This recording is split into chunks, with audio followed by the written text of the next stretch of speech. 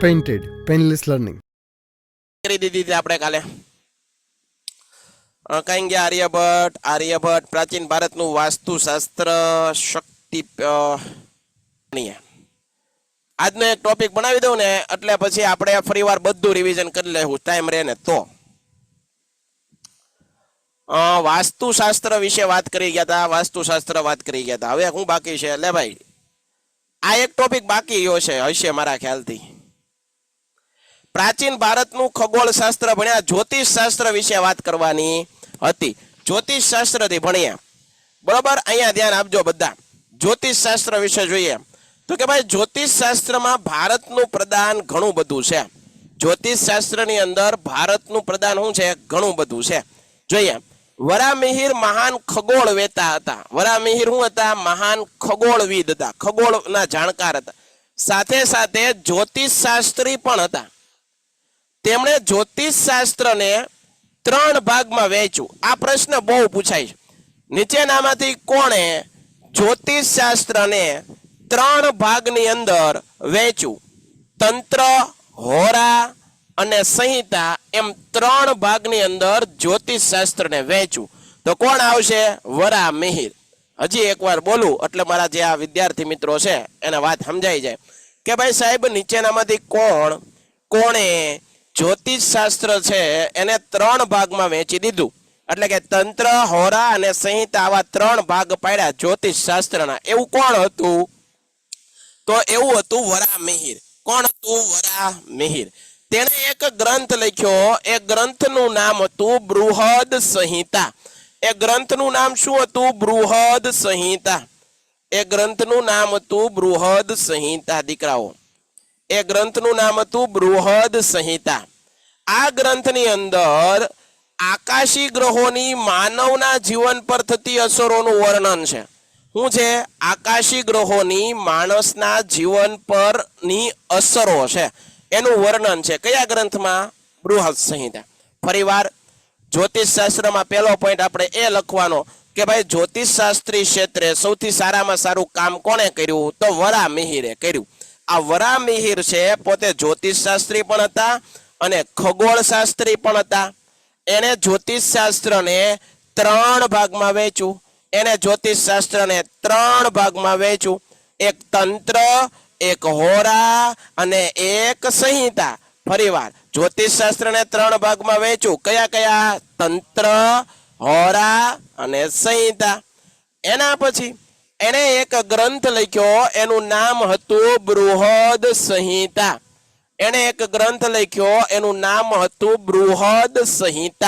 આ બૃહદ સંહિતા ગ્રંથની અંદર આકાશી ગ્રહો એટલે કે આકાશની અંદર જે ગ્રહો છે એનું માનવીના જીવન ઉપર કેવી અસરો થાય એનું વર્ણન આ બૃહદ સંહિતા નામના ગ્રંથની અંદર વરામિહિરે કર્યું. ત્રીજો પોઈન્ટ, તેણે આ ગ્રંથનું મનુષ્યના લક્ષણોની વાતો કરી. ભાઈ, મનુષ્યના લક્ષણ કેવા હોય, એના લક્ષણો કેવા? પ્રાણીઓના જુદા જુદા વર્ગો. તમારે ધોરણ 9 ની અંદર વિજ્ઞાનની અંદર સાયન્સનું એક ચેપ્ટર આવતું. એની અંદર પ્રાણીઓના બધા વર્ગ આવતા. સંધિપાદ સમુદાય, મત્સ્ય સમુદાય, વિહગ સમુદાય, સસ્તન સમુદાય. પણ એ ચેપ્ટર તમારું સિલેબસમાંથી કાઢી નાખ્યું. અમે 2 વર્ષ પહેલા જ્યારે હું સાયન્સ ભણાવતો ને ત્યારે એ ચેપ્ટર હતું. પ્રાણીઓના વર્ગો, પ્રાણીઓના જુદા વર્ગો. આપણે માણસ કયા વર્ગની અંદર આવીએ? સસ્તન વર્ગની અંદર આવીએ. સમજાય છે? તો આ યાદ રાખજો. તો આ સમજાણું. તેની અંદર મનુષ્યના લક્ષણો, પ્રાણીઓના જુદા વર્ગો, લગ્નનો સમય આપણો મુહૂર્ત જોડાવીએ છીએ એની વિશે વાત કરી છે. તળાવ ક્યાં બનાવવું, બરોબર છે, કુવાઓ ક્યાં ખોદાવવા, બગીચા બનાવવા, ખેતર વાવણી કરવી, આવી બધી વાતો કરવામાં આવી છે. હવે મને જુઓ, આજે પણ તમે કઈ ખેતરની અંદર આપણે ખેડૂત હોઈએ, અમને ખબર છે, હું પોતે ખેડૂત પુત્ર છું, મને ખબર છે અમારે કૂવો બનાવવો હોય, કૂવો ખોદવો હોય અથવા તો ડાર પાડવો હોય ને તો કૂવો પાણી જોડાવા વાળાને બોલાવીએ. બરોબર, પાણી જોડાવાળા કઈ જગ્યાએ ખેતરની અંદર પાણી છે તો ત્યાં કૂવો બનાવીએ તો પાણી આવશે, એમાં બોલાવીએ અમે. બરોબર, આજે પણ એવું છે. તમે સાયન્સ શીખવાડો છો? હા, હું સાયન્સ પણ બનાવું છું ભાઈ, બરોબર છે, પણ અહીંયા નથી બનાવતો હું, બરોબર છે, કારણ કે હું પોતે બીએસસી માઇક્રો છું ભાઈ, પોતે હું સાયન્સનો ટીચર છું.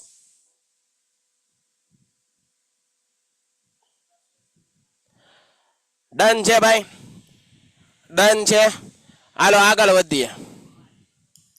તો આ વાત, આ તમને સમજાયું મેં. જ્યોતિષ શાસ્ત્ર વિશે પરીક્ષામાં પૂછાય તો આટલી વસ્તુ. ઓહો, શું વાત છે. હા ભાઈ, સાચી વાત છે. હું પોતે બીએસસી માઇક્રો થયેલો છું ભાઈ, બીએસસી બીએડ કરેલું ને માઇક્રોબાયોલોજી, એટલે મારો મેન વિષય જ સાયન્સ છે, સમજો તો. પણ તમને કોઈને ખબર નહીં પડી હોય કે આ સાહેબ એસએસ બનાવે છે, પણ મેન વિષય એસએસ જ લાગે છે. આવું લાગે ને એપ્લિકેશનમાં કે યુટ્યુબની અંદર જે કાંઈ પણ ફેકલ્ટી કામ કરે છે ને ભાઈ, પૂરેપૂરી શ્રદ્ધાથી, પૂરેપૂરી ઈમાનદારીથી કામ કરે છે. અમે તો પોતે, આ તમને સારું લગાડવાની વાત નથી, અમે પોતે રિયલ અનુભવ કરીએ છીએ, બરોબર. દરેક ફેકલ્ટી પોતાનું બેસ્ટ આપવા માટે પ્રયત્ન પૂરેપૂરો કરે છે, બરોબર છે. હાલો આગળ વધીએ. આ ભારતનું જ્યોતિષ શાસ્ત્ર કોઈ એમ કે છે રિપીટ કરો, રિપીટ કરવા જેવું કઈ છે નહીં ભાઈ. વરામિહિર છે એ ખગોળ શાસ્ત્રી હતા, જ્યોતિષ શાસ્ત્રી હતા. વરામિહિર છે એને જ્યોતિષ શાસ્ત્રને 3 ભાગમાં વહેંચ્યું, તંત્ર, હોરા અને સંહિતા.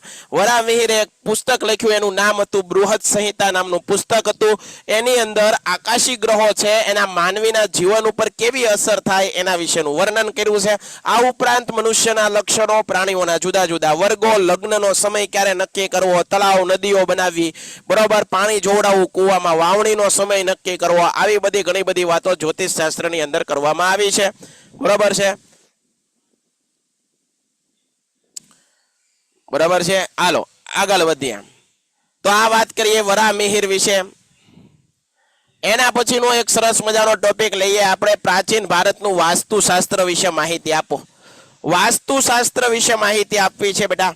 વાસ્તુશાસ્ત્ર આજે પણ તમને ખબર છે, આપણે કોઈક મકાન લઈએ, કોઈ ઘર લઈએ, કોઈ ઓફિસ શરૂ કરીએ, તો પણ તમને ખબર છે બેટા, તો પણ તમને ખબર છે આપણે વાસ્તુ પૂજન કરાવીએ છીએ અને પછી અંદર પ્રવેશ કરીએ છીએ. આ વાસ્તુ પૂજનની પરંપરા બહુ પ્રાચીન સમયથી થાય છે. આ વાસ્તુ પૂજન એટલે શું કે ભાઈ, એની અંદર જગ્યાને પવિત્ર કરવાની હોય છે. ભગવાન દેવી દેવતાઓના નામથી પૂજા પાઠ કરીએ અને એ જગ્યાને પવિત્ર કરી અને પછી આપણો વ્યવસાય છે, આપણો બિઝનેસ છે, કે આપણે નવું ઘર લીધું હોય તો એની અંદર પ્રવેશ કરતા હોઈએ છીએ. આ ઘટનાને વાસ્તુ પૂજન કહેવાય. વાસ્તુશાસ્ત્ર ક્ષેત્રે સૌથી સારું એવું કામ કર્યું હોય તો એ વિશ્વકર્માએ કર્યું છે.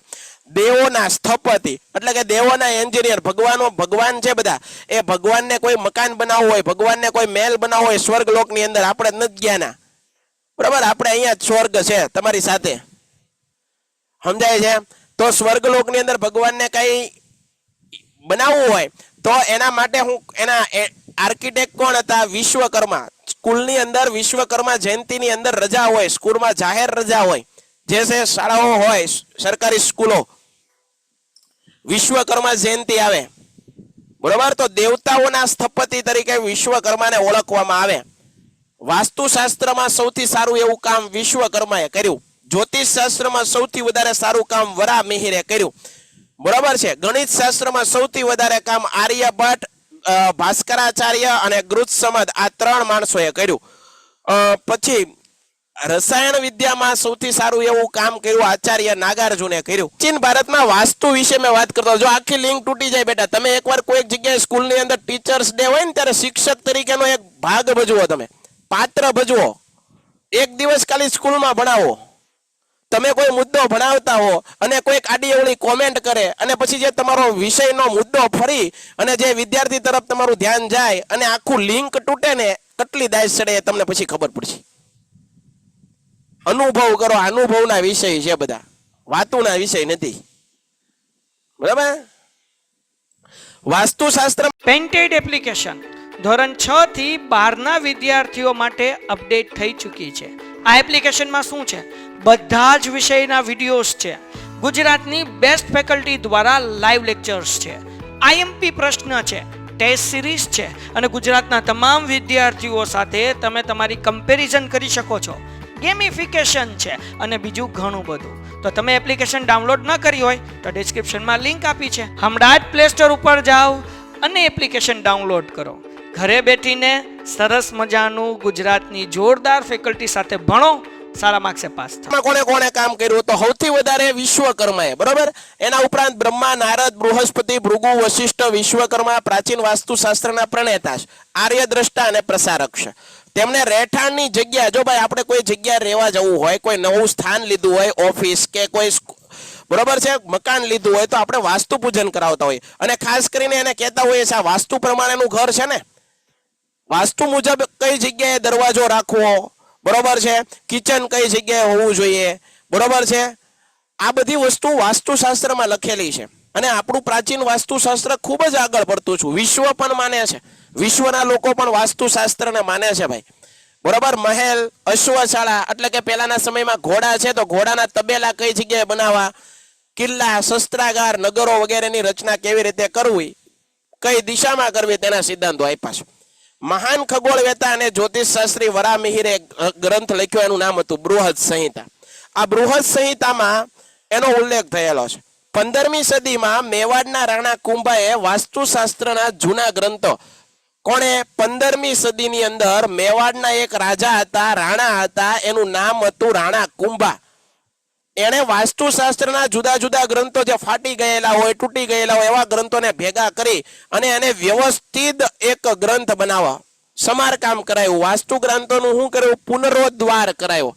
પુનરોદ્ધાર એટલે હું? રિનોવેશન. આપણે ઘરમાં કેમ કોઈ જગ્યાએ પાણી પડતું હોય તો આપણે રિનોવેશન કરાવવું પડે અમુક સમય, એમ. આજે જગતના અનેક દેશોએ ભારતના વાસ્તુશાસ્ત્રની પ્રતિષ્ઠા અને મહત્વ સ્વીકાર્યા છે. જો આજે પણ જગત માનવા માંડ્યું, વિશ્વ માનવા. આપણે વિશ્વ માને ને પછી તો આપણે માનીએ, આપણા લોકોનું તો આપણે માનતા જ નથી. ડન છે.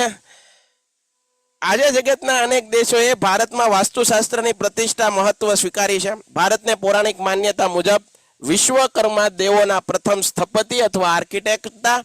તેને વાસ્તુશાસ્ત્રને 8 જેટલા જુદા જુદા ચેપ્ટરની અંદર વિભાજિત કર્યા. 8 જેટલા ભાગ પાડ્યા. કોને? વાસ્તુશાસ્ત્રને. વાસ્તુશાસ્ત્રમાં ઘર, મકાન માટેની જગ્યા ક્યાં પસંદગી કરવી, વિવિધ આકારો. તમે ઘણી વખત એવું સાંભળ્યું છે 3 ખૂણિયા વાળું મકાન ન લેવાય, બરાબર. આવું ઘણા વાર બોલતા હોય કે આ દરવાજો આની કોરની દિશા વાળું મકાન ન લેવાય, ને આ બધા જે મકાન નહીં લેવાજ કરતા હોય ને લોકો આવું બોલતા હોય. શું કરવા? કારણ કે વાસ્તુશાસ્ત્રની અંદર એ પ્રમાણે બરોબર નથી એ જગ્યા, એમ. મકાનની અંદર ગોઠવણી કરવી, દેવ મંદિર, બ્રહ્મસ્થાન, ભોજન કક્ષ, શયનખંડ, દૈનિક કાર્ય માટે સ્થાનો વગેરે માટે માહિતી આપવામાં આવી છે. સમયના પરિવર્તન સાથે વાસ્તુશાસ્ત્રના સિદ્ધાંતો સમજમાં નોંધપાત્ર પરિવર્તન આવ્યું.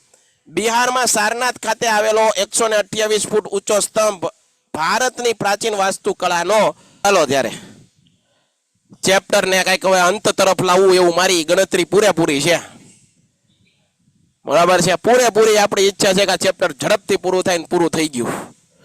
સરસ.